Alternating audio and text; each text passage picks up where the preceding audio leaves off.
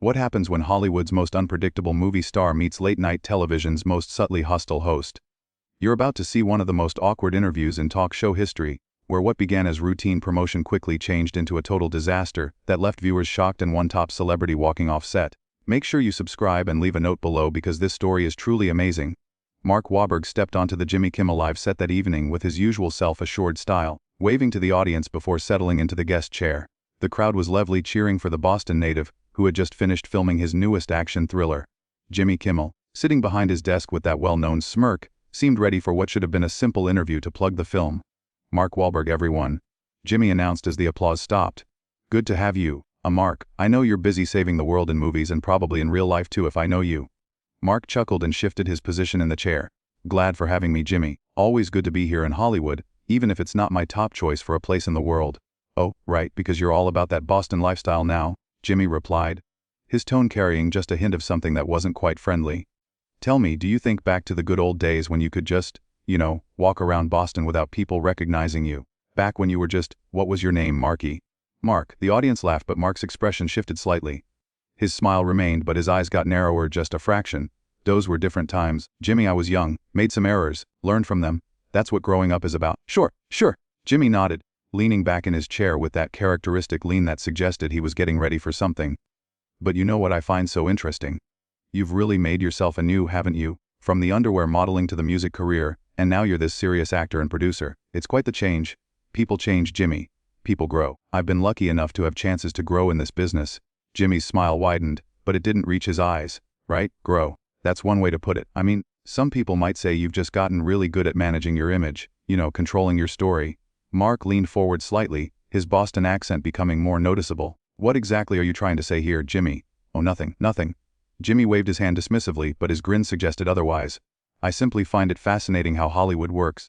How someone can completely remake themselves and everyone just goes along with it, like collective forgetting or something." The studio audience was starting to feel the tension. The usual light-hearted back and forth between host and guest was taking on an edge that made people shift uncomfortably in their seats.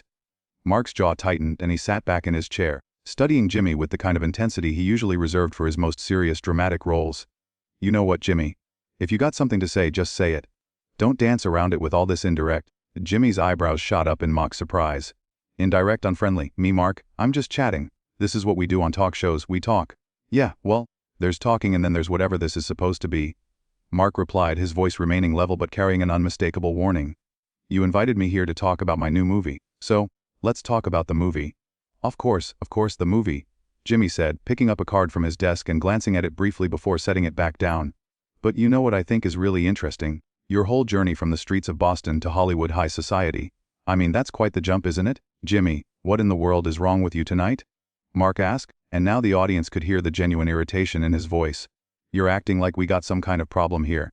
Jimmy held up his hands in a gesture of innocence. "No issue at all, Mark. I'm just curious about the true Mark Wahlberg. Beneath all the Hollywood shine, the guy who really knows how to handle himself when things get difficult." "Handle myself?" Mark's voice dropped lower, and anyone who had seen his movies knew that tone. It was the voice he used right before his characters did something explosive. "What makes you think you know about how I handle myself?" "Well, I mean, you've got quite the standing, don't you? For being, let's say, direct in your way of dealing with problems." The tension in the studio was now thick enough to cut with a knife. Mark stood up from his chair, and Jimmy's confidence seemed to waver for the first time since the interview began.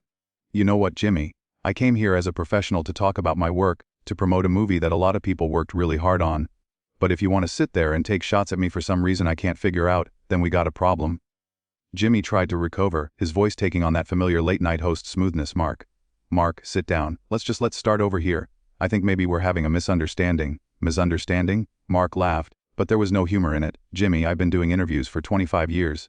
I know the difference between not hearing each other right and someone trying to get under my skin for their own entertainment."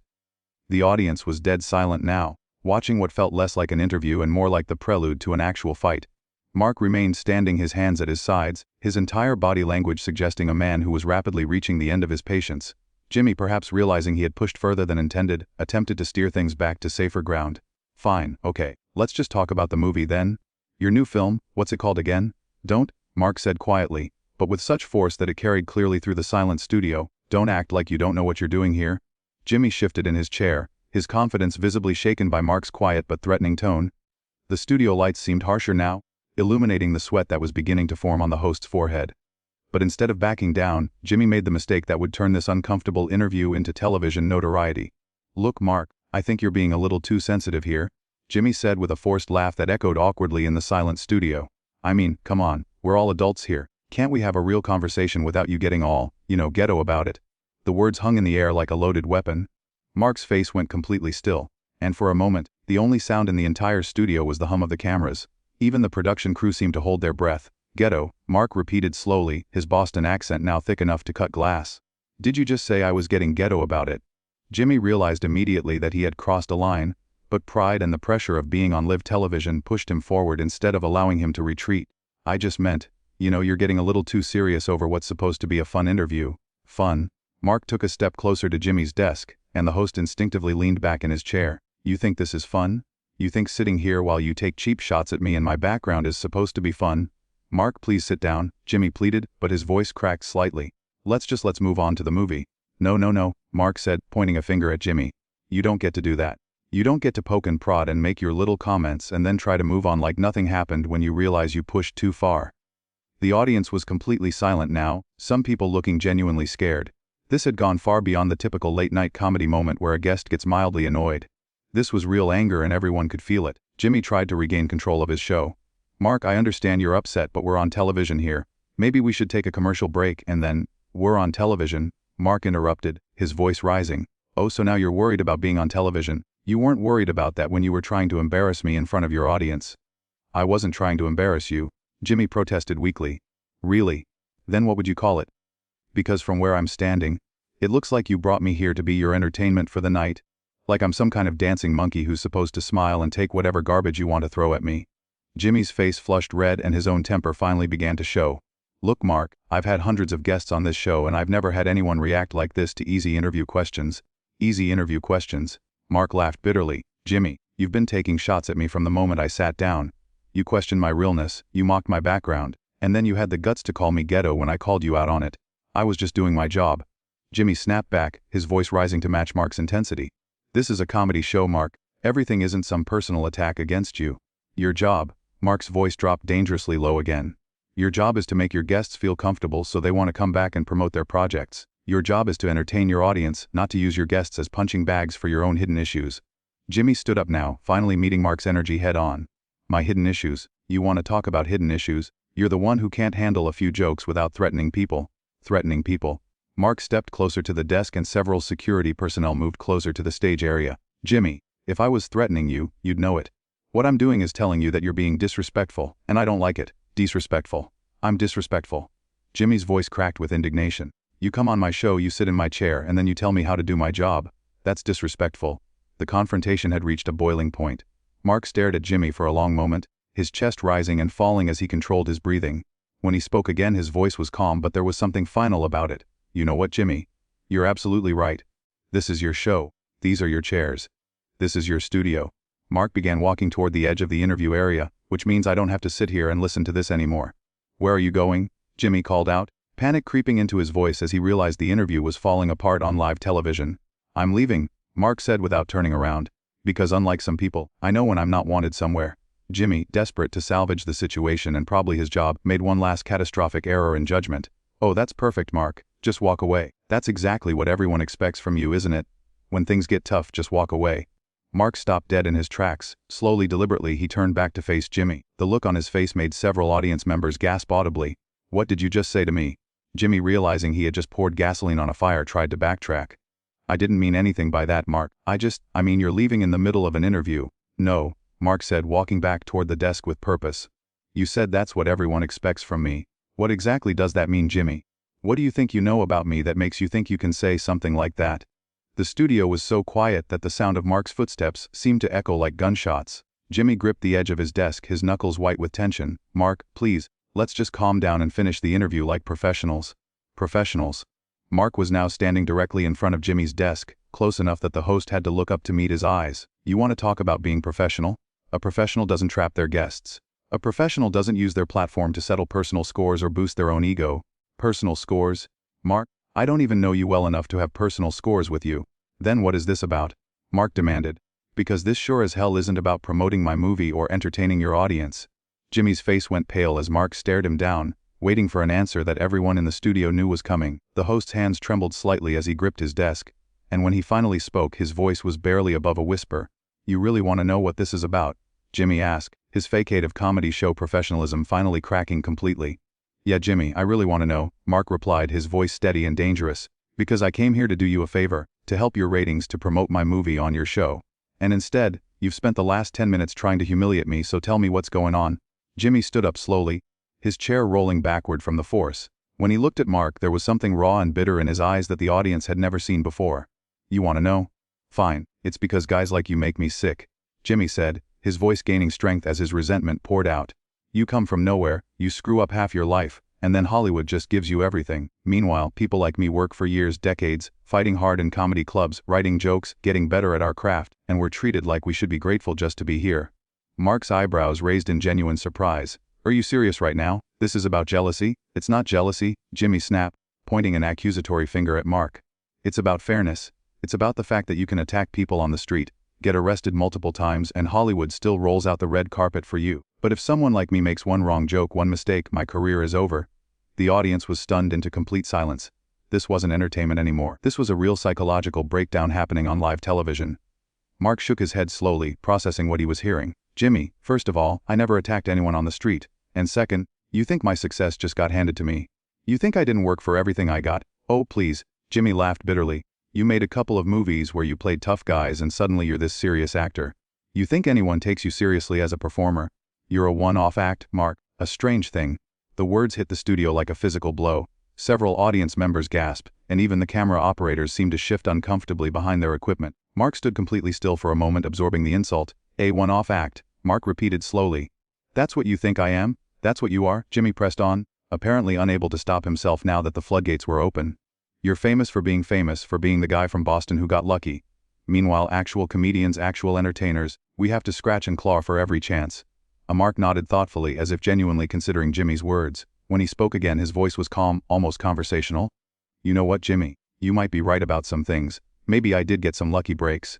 Maybe Hollywood gave me chances that other people deserved more. But there's one thing you're completely wrong about." "What's that?" Jimmy asked, his voice dripping with sarcasm.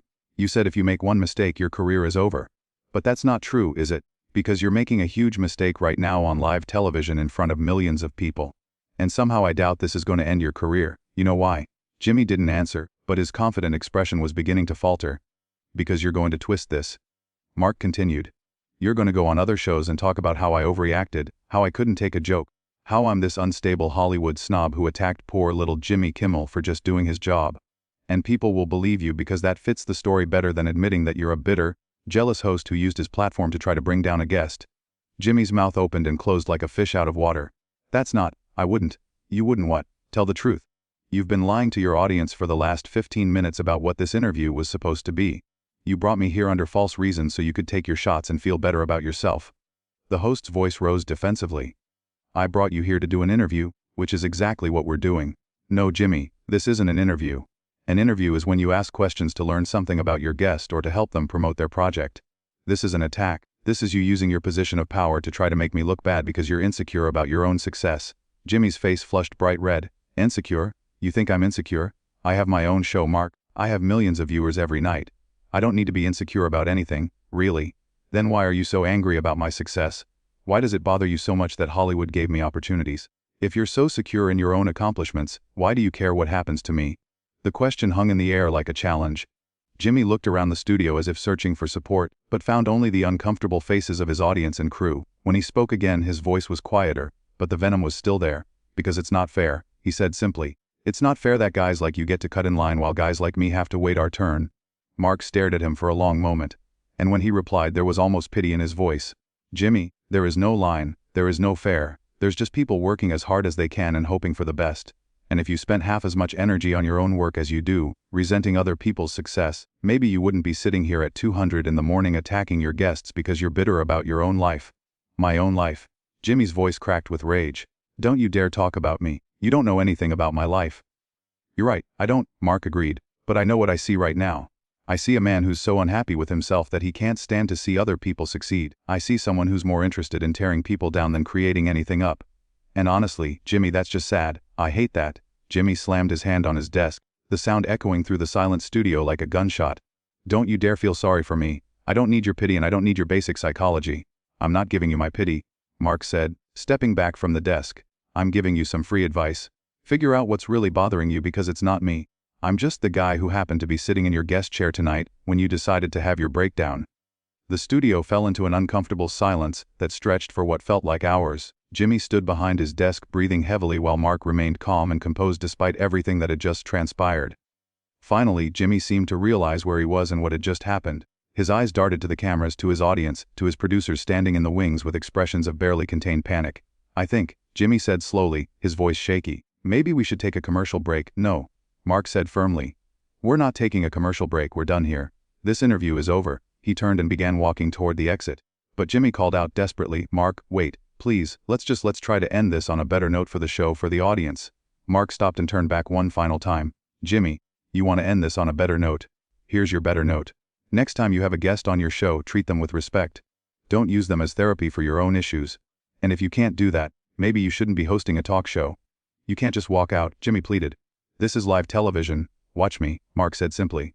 And with that, Mark Wahlberg walked off the Jimmy Kimmel Live set, leaving behind one of the most explosive and uncomfortable interviews in late-night television history. Jimmy stood alone behind his desk, facing an audience that didn't know whether to applaud, boo, or simply sit in stunned silence. The cameras kept rolling for several more seconds, capturing Jimmy's ashamed expression as he realized what had just happened to his career, his show, and his reputation. All in the span of one disastrous interview. If you enjoyed this incredible story of one of Hollywood's most shocking moments, make sure you hit that subscribe button, and let me know in the comments below, what do you think Jimmy Kimmel was actually feeling when Mark walked off that stage? The drama was absolutely unreal. And this is exactly why live television can be so unpredictable.